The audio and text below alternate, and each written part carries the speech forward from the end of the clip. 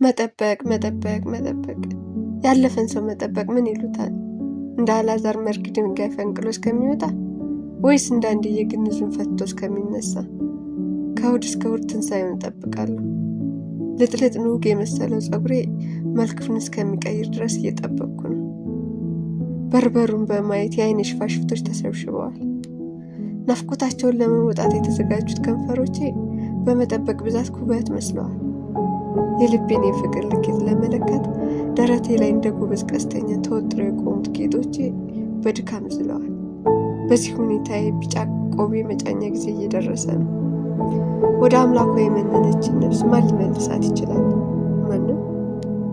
አሁንማ እኔን ከእኔ ማጣላቱ ሳያንሰው ከፈጣሪ ጋር እያጣላኝ ነው። እንደ ተፈጣሪነቴ ፈጣሪዬን ሳናግረው ዝምታው ስለበዛብኝ ፈጣኑንና አዛኙን መላእክተኛ ላኩበት። ግን መልስ የለም። በእናቱ አይጨክንም ብዬ እናቱን አማላጅነት ላኩ።